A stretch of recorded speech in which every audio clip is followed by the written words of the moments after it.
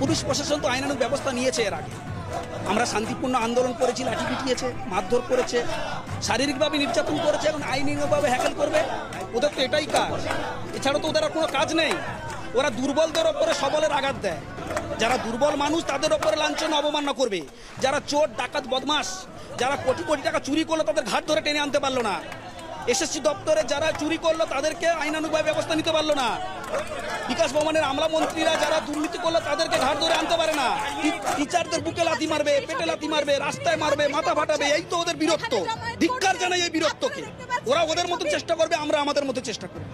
আমি ভারতের একজন নাগরিক হিসেবে, সাধারণ পশ্চিমবাংলার একজন নাগরিক হিসেবে কারোর অধিকার নেই আমার প্রতিবাদ আন্দোলনকে স্তব্ধ করা।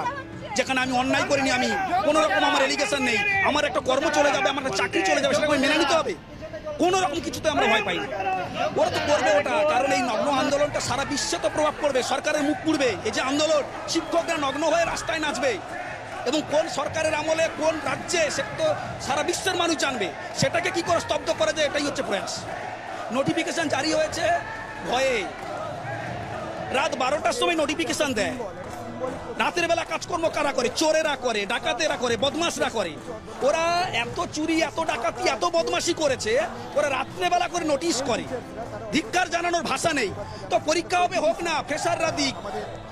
যারা নতুন, যারা 10 বছর ধরে অপেক্ষা করে রয়েছে, পশ্চিমবাংলার মেধাত্ব নষ্ট হচ্ছে, নতুনরা পরীক্ষা দিক। 2016 সালে যারা এসএলএসটি পরীক্ষা দিয়ে কোয়ালিফাই করেছে তাদের জন্য নয়, আমরা পরীক্ষায় বসতে রাজি নই। আমরা একবারই যোগ্যতার পরিচয় দিয়েছি, আমাদের পক্ষে পরীক্ষায় দ্বিতীয়বার বসা সম্ভব নয়। দ্বিতীয়বার যে পাস করবো তার গ্যারান্টি কে নেবে?